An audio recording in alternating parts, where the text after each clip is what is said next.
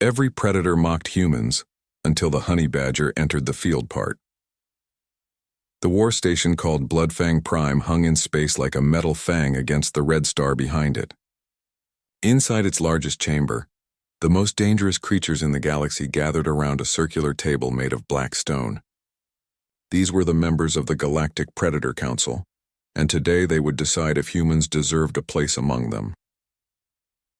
Quan stood at the center of the chamber with his hands behind his back. He wore the simple gray uniform of Earth's diplomatic corps. Next to him stood Nari, carrying a data tablet with information about humanity. Both of them tried not to show fear as 12 pairs of alien eyes stared at them from all directions. The largest creature in the room rose to its full height. Vexthor was a reptilian being that stood 12 feet tall. His scales were black like volcanic glass and reflected the chamber's red lights. His yellow eyes focused on Quan with the look of a snake watching a mouse. "Humans," Vexthor said, his voice deep and cold. "You come before this council seeking membership. You wish to join the predators of the galaxy. Tell me, what makes you think you belong here?" Quan cleared his throat. "We are capable warriors. We have defended our system from pirate attacks. We have built ships that can travel between stars. We have survived everything our planet threw at us for millions of years." A clicking sound filled the chamber. It came from Krelax, the insectoid queen who commanded billions of warrior drones across 3 star systems.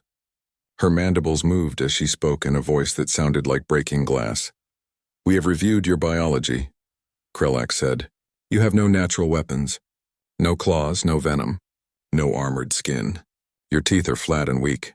You cannot even see in the dark like proper hunters." Another voice joined in, this one like rocks grinding together. Gormak was covered in thick fur and natural metal plates that grew from his bones. He was the war chief of his people, who had conquered 20 worlds through pure strength. "Your species is slow," Gormak rumbled. "We have seen your running speed. A child of my kind could catch you easily. Your hearing is weak. Your sense of smell is pathetic. You are not predators.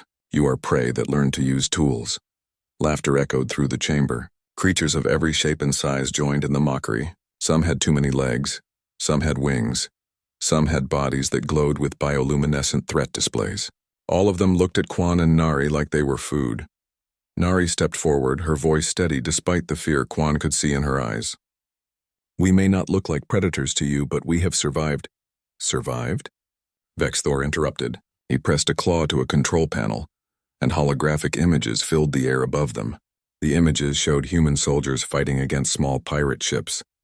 The humans won, but the battles looked desperate and difficult.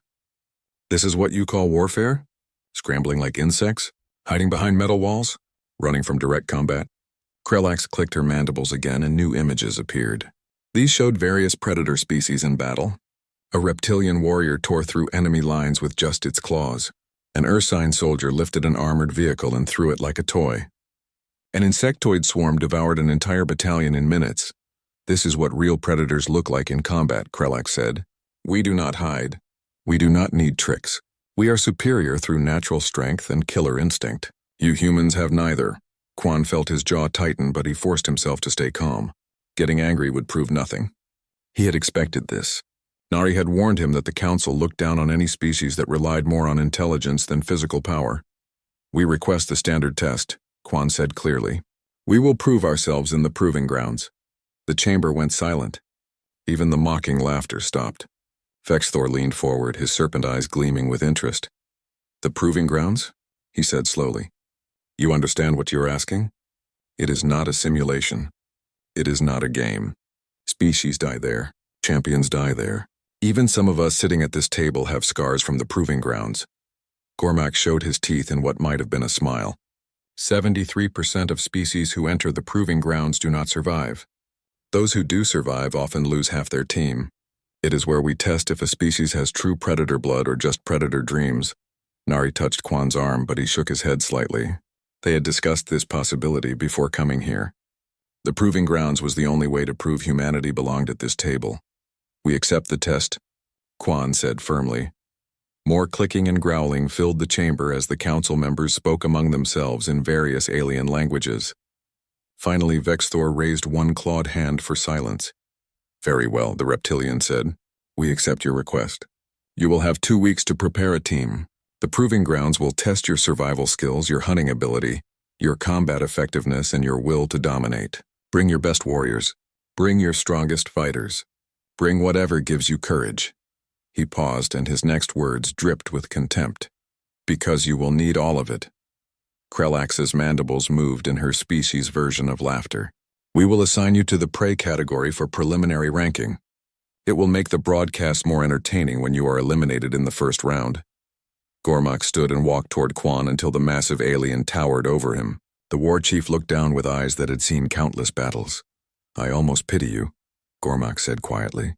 "You seem brave for prey animals, but bravery means nothing when teeth close around your throat. Go home, little human. Spend 2 weeks with your families. Tell them you love them. Because the proving grounds does not care about courage. It only cares about who is predator and who is prey." The council dismissed them with a wave. As Quan and Nari walked toward the exit, they could hear the aliens already making bets on how quickly the humans would die. Some said the first hour. Others gave humanity a full day before elimination. None gave them any chance of success. Outside the chamber in the cold metal corridor leading back to their ship, Nari finally spoke. "They think we're nothing," she said quietly. Quan nodded, his face hard. "Good, let them think that. Let them believe we're just soft prey playing at being predators." "But Quan, maybe they're right. Did you see those combat recordings? Those creatures are built for killing." "We're not." Quan stopped walking and turned to face her. "No, we're not built like them. We're built different, and that's going to be their mistake." As their ship left Bloodfang Prime behind, heading back toward Earth, Quan looked out at the stars and thought about home. He thought about humanity's long history. He thought about what made humans special, even if these aliens couldn't see it yet. They would learn soon enough. The hard way. Every predator mocked humans, until the honey badger entered the field Part 2. The command center in Seoul buzzed with activity when Quan arrived. Screens covered every wall, showing different angles of the proving grounds footage that other species had recorded over the years. Military officers from every nation on Earth stood watching the horrifying displays of alien combat power. On one screen, a massive reptilian creature crushed an armored opponent with its bare hands. On another, insectoid warriors swarmed over defenders like a living wave. A third screen showed an Ursine fighter that simply walked through weapons fire as if bullets were rain. General Park, the head of Earth's defense force, turned when Quan entered. His weathered face looked grim. "We've been studying the footage for 3 days," Park said. "Every angle, every fight, every species that competed. Quan, I need to be honest with you. I don't see how we win this." Nari set up her data tablet on the main table. Around the room, the best military minds on Earth gathered close. These were special forces commanders, strategic analysts, and combat specialists who had spent decades studying warfare. "Show them what you showed me," Quan said to Nari. She nodded and pulled up a comparison chart. On one side were the statistics for various predator species. On the other side were human statistics. The difference was brutal. Average predator species, Nari began, has 3 times our strength, twice our speed, better sensory organs, and natural weapons like claws or venom. Some can see in complete darkness. Others can track by smell alone. All of them are designed by evolution to kill. "So we're outmatched," said Commander Yoon from the Special Forces. "Tell us something we don't know." "We are outmatched in direct combat," Nari agreed. "If we try to fight like them, we lose. If we try to be stronger, faster, or more dangerous in the ways they measure danger, we fail." "Then what do you suggest?" Park asked. "We have 2 weeks before we send people to probable death. If you have an answer, I need to hear it now." Nari changed the display. Now it showed an Earth animal, small, stocky, with black and white fur and small dark eyes. It looked almost cute. "This," Nari said, "is a honey badger. It weighs about 30 pounds. It's one of the smallest predators on Earth." The room stared at her in confusion. Commander Yoon frowned. "We're going to fight 12-foot-tall aliens, and you're showing us a small animal?" "Watch," Nari said simply. She played a video. The honey badger in the footage was facing a lion. The lion was 50 times heavier and had massive claws and teeth. Every logical person would expect the honey badger to run. Instead, it attacked. The lion looked confused, then worried, then backed away from this tiny creature that absolutely refused to back down. Nari played another clip. A honey badger eating a cobra after being bitten. The venom should have killed it. Instead, The badger passed out for a few hours, then woke up and finished eating the snake. Another clip showed honey badgers attacking a beehive. The bees stung them thousands of times. The badgers didn't care. They got the honey they wanted. The honey badger, Nari explained, is famous for three things. First, it never retreats. Ever. It will fight anything regardless of size. Second, it can survive things that would kill other animals. It adapts and endures. Third, it doesn't fight fair. It goes for weak spots. It uses the environment. It makes every fight cost the opponent more than expected. Quan stood up and faced the room. The council thinks we're prey because we don't look like their kind of predator. They're right. We're not their kind. We're something they've never seen before. We're persistence predators. Park looked interested now. Explain. How did humans hunt before we had weapons? Quan asked. We chased animals until they collapsed from exhaustion. We can run longer than almost any animal on Earth. We sweat so we don't overheat. We just keep coming and coming until our prey literally dies from running away from us. Commander Yoon nodded slowly. Persistence hunting. I read about it. Our ancestors would chase antelope for hours in the African heat. The antelope was faster, but it had to stop. We didn't have to stop. Exactly, Nari said. And that's just one example. Humans adapted to every environment on Earth. Deserts, tundra, jungles, mountains, islands. We didn't have thick fur or natural camouflage. We had brains and endurance and the absolute refusal to give up. So our strategy, Quan said, is not to fight like they expect. We use the honey badger protocol. We endure what they can't. We adapt faster than they do. We use psychology, environment, and tactics they don't understand. And most important, we never retreat. We make them scared not of our strength but of our stubbornness. The room was quiet as everyone absorbed this. Finally, Park spoke. You're saying we can't outmuscle them, but we can outlast them. And outsmart them, Nari added. They're used to strength versus strength. Dominance displays.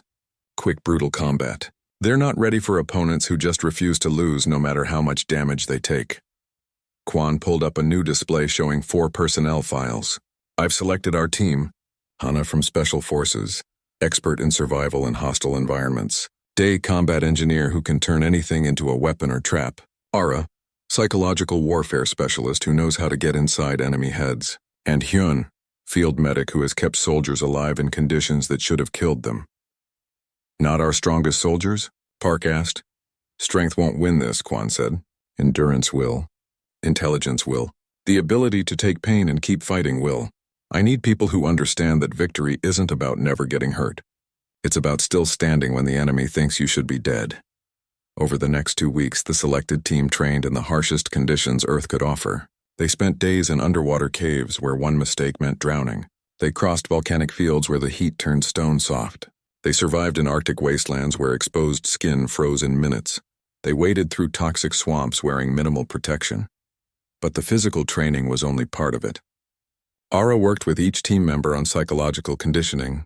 She taught them to turn pain into fuel, fear into anger, and exhaustion into stubbornness. The moment you want to quit, she told them during one brutal session, that's when you smile, that's when you move forward, because that's the moment your enemy thinks they've won. Prove them wrong. Day spent his time studying the Proving Grounds environment. He memorized every type of terrain, every recorded obstacle, every structural weakness in the arena design. He learned to see weapons everywhere. Give me 5 minutes in any environment, he said, and I'll turn it against our enemies. Hyun prepared medical kits that could keep a person conscious and fighting through injuries that should be fatal. He also developed combat stimulants that allowed the team to ignore pain signals without losing coordination. I can't make you invincible, Hyun warned them, but I can make you able to fight when your body says you should stop. Hana led the tactical training. She was the one who would coordinate them in the field. She made them practice moving as a unit, covering each other, and most important, never panicking. Predators rely on fear, she explained. They expect prey to run or freeze. We do neither. We assess, we adapt, and we attack. Even if we're hurt, even if we're outmatched, we make them regret engaging us. On the final day before departure, Quan gathered the team in a quiet room away from the cameras and the crowds. The whole world was watching now, praying for them but also preparing for their deaths. They gave us a 73% chance of dying, Quan said quietly. They ranked us in the prey category. They're already planning how to mock us when we fail. Hana smiled. It wasn't a nice smile. Good. The honey badger doesn't care about odds, Day added. Ara nodded. Let them underestimate us. That's a weapon we can use. Hyun checked his medical pack one more time. We're ready. Kwan looked at each of them. 4 humans against the galaxy's most dangerous predators. By every logical measure, they should lose. But logic didn't account for human stubbornness. Remember, Kwan said, humans are the species that chased prey until it died from running. We're the species that turned wolves into pets. We're the species that looked at the food chain and decided we belonged at the top through sheer determination. The team nodded. As their ship left Earth orbit heading toward the proving grounds, Nari sent them one final message. It was a video of a honey badger, bloodied but victorious, standing over an enemy that had been 10 times its size. The caption read, "It didn't care. Neither should you." Every predator mocked humans until the honey badger entered the field part. 3. The artificial planet hung in space like a nightmare made real. The proving grounds was designed by the most sadistic minds in the galaxy, built specifically to test every type of predator under the worst possible conditions. From orbit, Hana could see acid swamps glowing green, volcanic fields spewing fire, frozen wastelands reflecting harsh white light, and dark jungles that seemed to absorb all color. The opening ceremony took place in a massive stadium that held millions of spectators from across the galaxy. Hana stood with Day, Ara, and Hyun on a platform while holographic displays showed their faces to the crowd. Above them, betting odds scrolled past in alien languages. The humans were listed at 500 to 1 odds for survival past the first round. Bexthor's voice boomed across the stadium. Today we test another species that thinks it belongs among predators. Humans. Soft-skinned prey that learned to use tools. The crowd roared with laughter. Some creatures howled, others clicked, and some made sounds that hurt human ears. Krellax's voice joined in, harsh and clicking. They have no claws, no venom, no armor. They are slow and weak, but they asked for this test, so we grant it. Let us see how long prey lasts when the hunt begins. Other platforms held the real competitors. Tharkon stood on one, his massive reptilian form covered in black scales that looked like they could stop bullets. He had won the proving grounds twice before. Near him, the Scrix hive mind waited, hundreds of insectoid warriors moving as one organism. On another platform, Brakgor beat his chest, each impact sounding like thunder. His species had conquered 20 worlds through pure strength. All of them looked at the humans like they were already dead. The first round began without warning. Platforms dropped, sending each team plummeting toward different zones of the planet below. Hana felt her stomach lurch as they fell through clouds, then through electrical storms, then toward a dark jungle below. Spread on impact, she shouted over the wind. D, find shelter. Hyun, check for toxins. Ara, start mapping. They hit the ground hard, their armor absorbing most of the impact. Around them, the jungle was alive with sounds. Things moved in the canopy above. Something large splashed in water nearby. The air smelled like rot and poison. On screens across the galaxy, viewers watched different teams. Tharkon's reptilian squad landed in a volcanic zone and immediately started hunting. They ripped apart local predators with casual violence. The crowd cheered each kill. The Scrix hive mind landed in an acid swamp and simply absorbed damage as they swarmed through the environment, devouring everything in their path. Brakagor's team landed in frozen wastes and dominated through pure strength, smashing through ice barriers and tearing apart any creature that challenged them. But when cameras found the human zone, viewers were confused. The humans had vanished. In the underground cave system that Day had spotted during the drop, Hana checked her team. They were filthy, already scratched from crawling through tight spaces, but alive. Status, she ordered. Cave system extends for miles, Day reported, checking his scanner. Multiple exits. Some thermal vents we can use for warmth. Natural water source here is contaminated, but I can filter it. Air is breathable but has spores that will make us sick after prolonged exposure, Hyun said, injecting them each with antibiotic shots. I can keep us functional for the required 48 hours. Ara was studying a tactical display. Orbital cameras lost us when we went underground. They're searching, but the rock is blocking their sensors. Right now, the galaxy thinks we're dead or hiding in fear. Perfect, Hana said. Let them think that. We don't need to prove we're strong right now. We need to survive and learn. For 48 hours, the humans stayed underground. They emerged only at night to set traps and study the local predators. They rigged the jungle with sensors and hidden snares. Ara recorded behavioral patterns of the native creatures and mapped patrol routes of other teams. Meanwhile, on the surface, the predator teams showed their dominance. They hunted aggressively, killed regularly, and made sure the cameras caught every display of power. Hour 47 arrived. According to the rules, teams had to return to the extraction point or be eliminated. Cameras focused on different zones, showing predator teams emerging victorious. Tharkon's squad carried the corpses of 6 different apex predators they'd killed. The Skrik's hive mind had doubled in size by consuming local biomass. Brakgor was covered in blood and roaring challenges at the sky. When cameras finally found the human extraction point, commentators prepared to announce their elimination. But then 4 figures emerged from beneath the ground. Hana, Day, Ara, and Hyun climbed out of their tunnel system. They were dirty and looked exhausted, but they were alive and all their equipment was intact. More than that, they moved with purpose and awareness that suggested they hadn't just been hiding. In the stadium, the crowd noise changed from cheering to confused muttering. The humans survived, Vexthor announced, sounding surprised. They hid underground like burrowing prey, but they survived. Barely acceptable for predators. Krelax's mandibles clicked in amusement. They killed nothing. They showed no dominance. They simply existed for 48 hours. This is not predator behavior. But Gormak was studying the replay footage more carefully. They were underground the entire time. Avoided all combat. But look at their equipment. Nothing damaged. All members healthy. They expended minimal energy while learning the environment. The second round began immediately.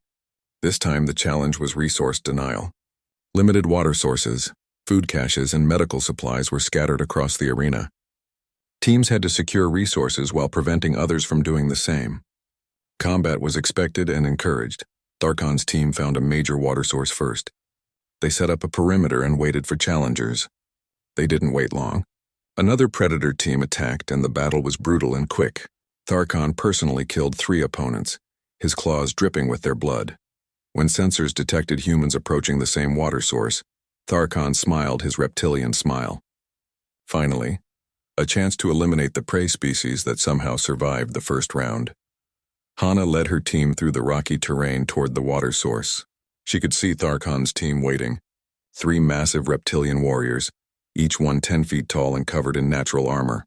They held the high ground with good visibility in all directions. "They're waiting for us," Dee said quietly. "Classic ambush position." "Good," Hana said. "They expect us to sneak around or run away." "Ara, you ready?" Ara checked her equipment. Psychological profile on reptilians is complete. They value dominance displays and territorial control. They expect prey to show fear. "Then let's disappoint them," Hana said. The humans didn't sneak. They walked straight toward the water source in plain sight. Tharkon watched with interest as the tiny humans approached. This would be entertaining. When the humans were close enough, Tharkon stepped forward. He was twice Hana's height and his claws could disembowel her with one swipe. "Leave," Tharkon said simply. "This resource is claimed. Run away, little prey, and maybe you survive the day." Hana looked up at him. Then she smiled. It was not a friendly smile. "No," she said simply, and pulled out her weapon. Tharkon blinked in surprise. Prey didn't say no. Prey ran or submitted. He looked at his warriors, then back at the humans. 4 tiny creatures with their pathetic weapons facing 3 apex predators. "You choose death," Tharkon said, almost disappointed. He'd expected them to be smarter than this. "We choose to advance," Hana corrected. Then she fired. The fight that followed confused everyone watching. The humans didn't use tactics that other species recognized. They didn't try to match strength with strength. Instead, they moved constantly, never staying in one place. Dee triggered traps he'd set during their approach, causing rocks to slide and footing to become unstable. When Tharkon charged at Hana, she didn't retreat. She moved forward into his charge, going under his claws and striking at his knee joint. The blade didn't penetrate his scales, but the impact made him stumble. Hyun injected the team with combat stimulants that let them ignore pain. When a reptilian warrior slashed Ara's arm, she didn't even flinch. She just kept fighting, using her injury to sell a feint that let Day strike from behind. The reptilians were stronger, tougher, and better armed, but the humans just kept coming. Every time they got knocked down, they got back up. Every injury was ignored. Every advantage the reptilians expected to gain turned into a prolonged engagement. Tharkan found himself actually tired. The humans had turned a simple domination display into a marathon. They attacked weak points repeatedly. They used the environment against him, and they absolutely refused to acknowledge when they should be beaten. After 15 minutes of continuous combat, something impossible happened. The reptilian warriors retreated, not because they were defeated, but because they were exhausted and injured from fighting opponents who should have fled after the first exchange.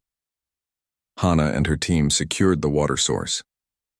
They were bleeding, bruised, and looked like they'd been through a meat grinder.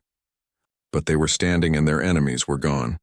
Across the galaxy, billions of viewers sat in stunned silence. The humans had won through sheer stubborn refusal to lose. Every predator mocked humans until the honey badger entered the field part.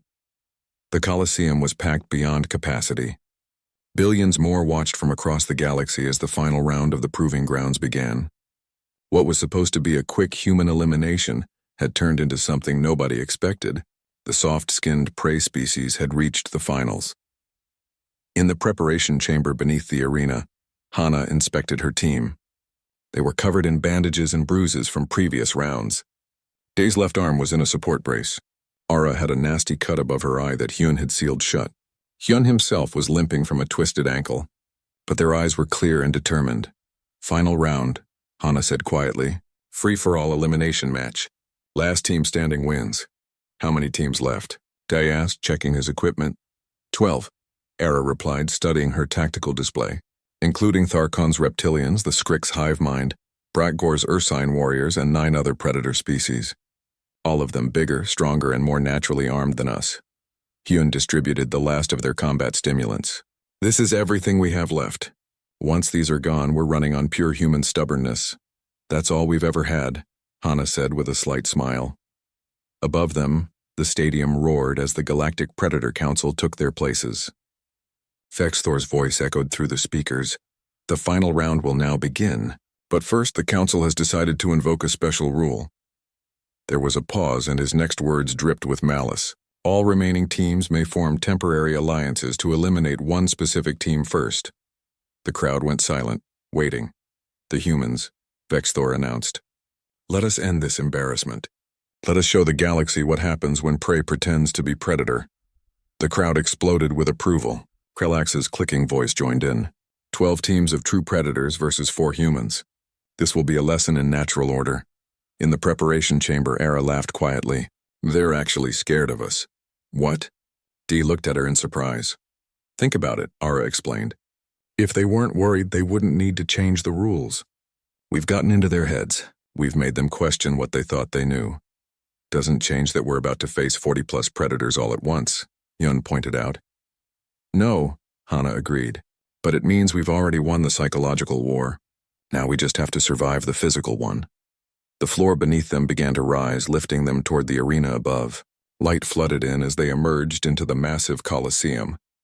The arena was the size of several football fields, filled with various terrain features, obstacles, and structures. Around the perimeter, 11 other teams emerged from their own entry points. Massive reptilians, swarming insects, armored ursines, flying avians, amphibious horrors, and other nightmares from across the galaxy. All of them turned to stare at the 4 humans in the center. Ara stepped forward and did something unprecedented. She activated the open communication channel that let her voice broadcast to everyone in the stadium and across the galaxy. You want to know why you're all working together to stop us? Her voice rang out. Because we terrify you.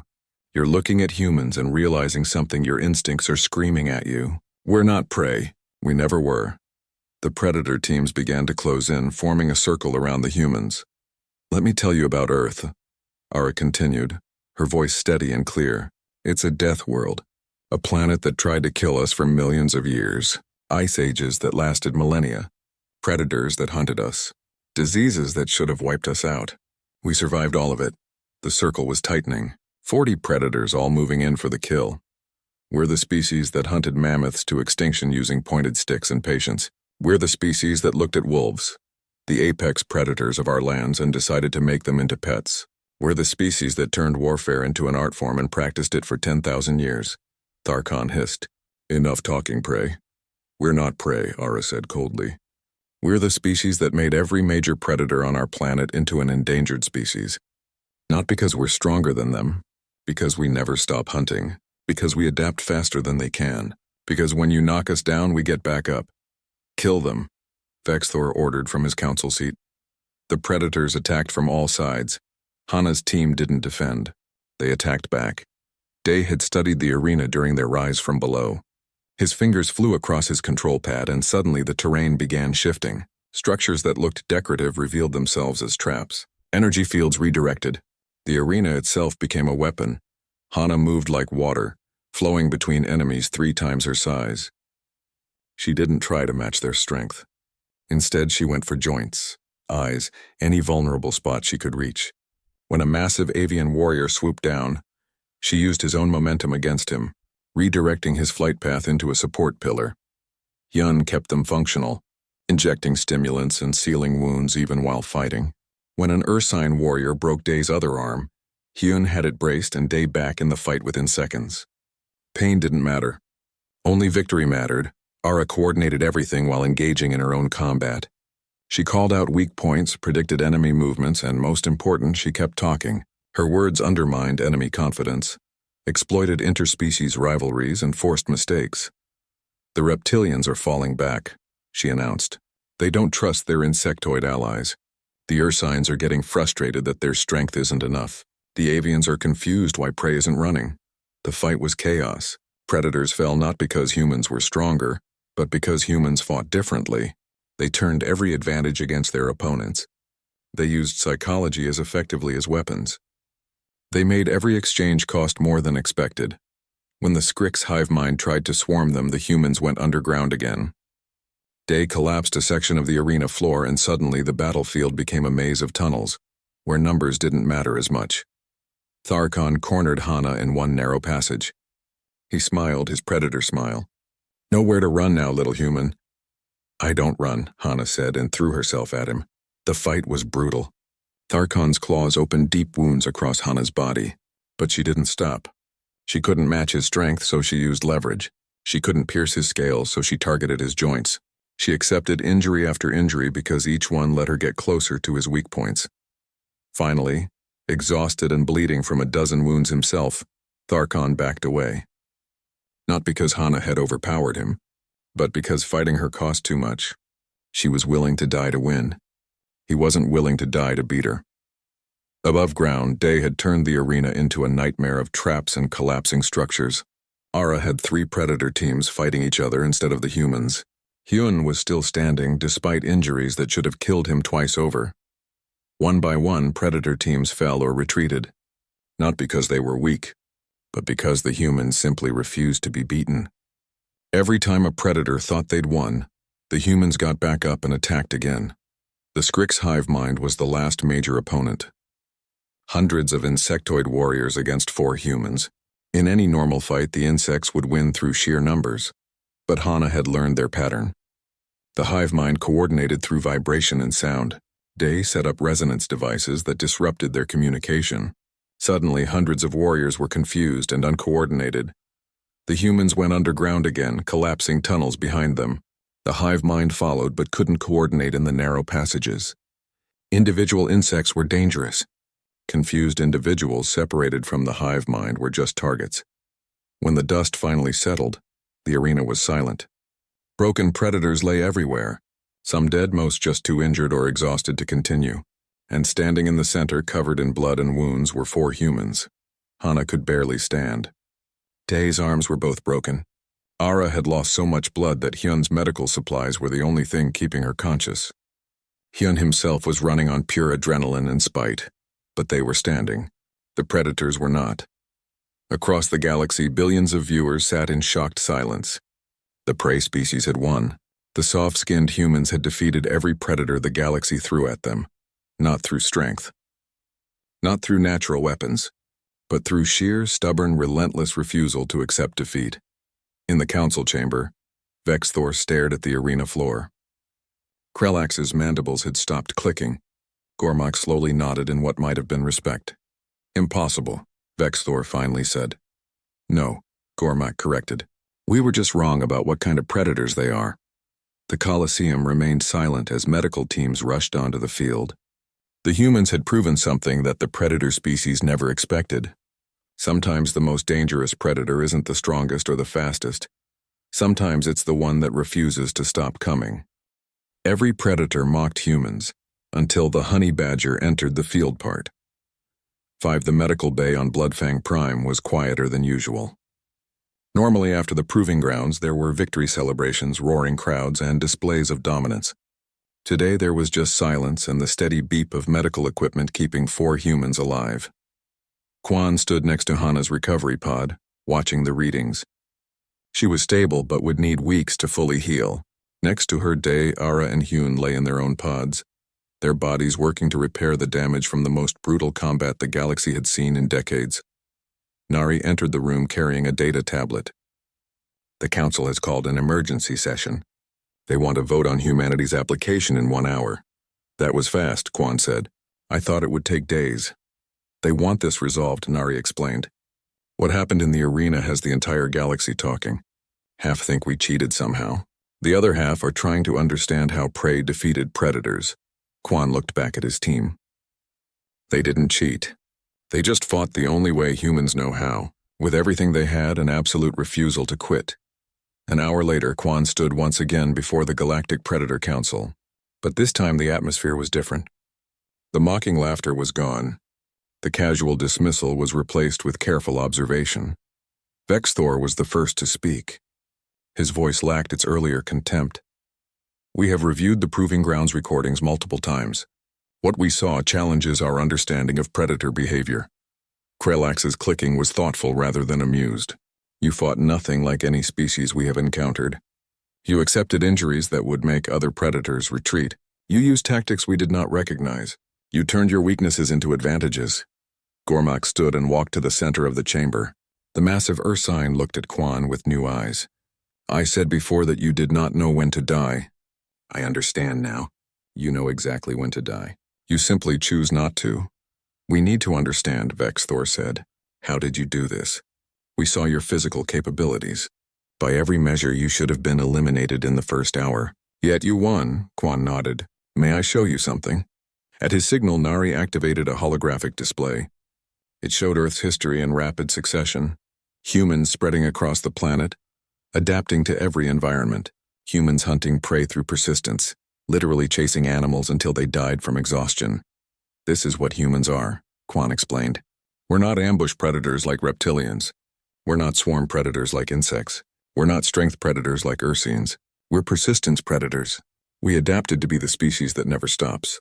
The display showed more. Humans domesticating wolves, humans surviving ice ages, humans turning warfare into an art over thousands of years. We hunted the largest animals on our planet to extinction, using primitive weapons and patience, Quan continued. We took the most dangerous predators and turned them into our pets. We spread to every corner of our world, not because we were the strongest, but because we could adapt faster than anything else. You still have not explained your tactics in the Proving Grounds, Krelax pointed out. We studied a creature from our planet, Nari said, bringing up an image of a honey badger. It weighs about 15 kilograms. It is one of our smallest predators, but it is feared by animals 50 times its size. The display showed footage. A honey badger attacking a lion, a honey badger surviving cobra venom, a honey badger fighting off a pack of jackals. This animal never retreats, Nari explained. It doesn't care about size or strength. It fights until it wins or dies. It can survive injuries that kill other animals. It uses intelligence and environment to fight opponents that should dominate it. And you use this small creature as your model? Gormak asked, fascinated. We are that creature, Quan said simply. Humans evolved to be persistence predators who never quit. We can run for hours without stopping because we sweat and regulate heat better than almost any animal. We can survive on minimal resources. We can adapt to environments that would kill other species. Most important, we have a psychological makeup that refuses to accept defeat. Vexthor leaned forward. You are saying that humans are predators who specialize in endurance and adaptation, rather than immediate dominance. Exactly, Quan agreed. You expected us to fight like you do. Strength versus strength. Quick, brutal combat. Victory through physical superiority. That's not how humans hunt. We wear down opponents over time. We make every engagement costly. We use our intelligence to overcome physical limitations. We just keep coming until our prey or our enemy cannot continue. The chamber was silent as the council members absorbed this information. Finally, Gormak spoke again. There is something else. Something you have not mentioned, but we have observed. What's that? Quan asked. Your warfare, Gormak said. We reviewed Earth's history. Your species has been at war continuously for thousands of years. You fight each other constantly. You have developed weapons, tactics, and strategies far beyond what most species create. Krelax's mandibles clicked rapidly. Most predator species fight for territory or food. Combat ends when dominance is established. But humans fight for ideas, for beliefs, for revenge, for resources they don't immediately need. You have turned combat into a science. You're not wrong, Quan admitted. Humans have a complicated relationship with conflict. We've spent millennia fighting each other, learning from each battle, developing new ways to overcome opponents. By the time we reached the stars, we had 10,000 years of warfare experience. Vexthor stood slowly. The council must deliberate. You have given us much to consider. The council members spoke among themselves in various languages for several minutes. Quan waited, trying not to show his nervousness. Everything depended on this moment. Finally, Vexthor turned back to face him. The Galactic Predator Council has reached a decision.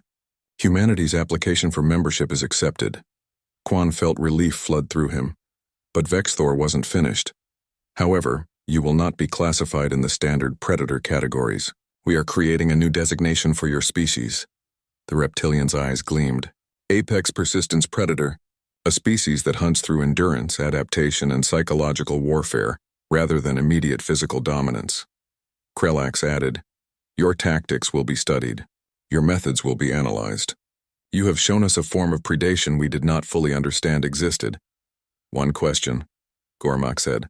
Your team in the proving grounds. They were wounded severely multiple times. They should have retreated or surrendered. Why did they not?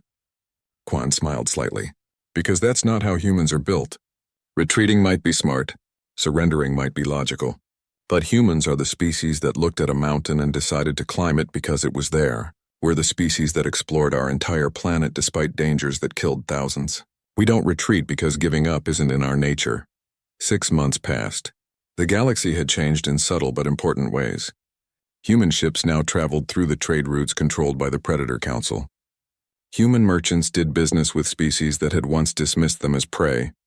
Human military officers attended tactical academies alongside reptilians, insects, and ursines. But something else had changed too. A new phrase had entered galactic military terminology. When commanders wanted to describe sustained, relentless warfare regardless of odds or casualties, they said their forces were going human. It wasn't always a compliment. It meant accepting pain and loss. It meant refusing to retreat even when retreat made sense. It meant making the enemy pay for every meter of ground. It meant persistence beyond all logic. At a diplomatic reception on a neutral station, Hana attended in her formal uniform. Her body had healed, though she still had scars. She stood near a viewport watching ships come and go when a large shadow fell across her. Tharkon stood behind her. The massive reptilian looked different somehow. Less arrogant, more thoughtful. Commander Hana, he said formally. May I speak with you? Of course, Hana replied, turning to face him. I have been reviewing our fight in the proving grounds, Tharkon said. Analyzing it. Trying to understand what happened. And did you figure it out? I had you beaten multiple times, Tharkon said. I wounded you severely. By all logic, you should have surrendered or retreated. But you did not. You kept attacking, kept advancing, kept making me fight for every moment. He paused. Why? Why do humans fight that way? Hana looked up at the reptilian who was twice her height and many times her weight. On Earth we have many dangerous predators. Lions, tigers, bears, crocodiles. All of them stronger than humans. But do you know what predators fear most on Earth? What? Humans, Hana said simply. Because we're the species that never stops hunting. We track prey across continents. We chase animals until their hearts give out from exhaustion. We turned hunting into the most efficient process in nature. We're patient, relentless, and we work together better than almost any species. But in the arena you were not hunting, Tharkan pointed out. You were fighting for survival. For humans, there's not much difference, Hana explained. Whether we're hunting prey or fighting enemies, we use the same mindset. Assess weaknesses, adapt tactics, accept necessary pain, and never stop until we achieve our goal.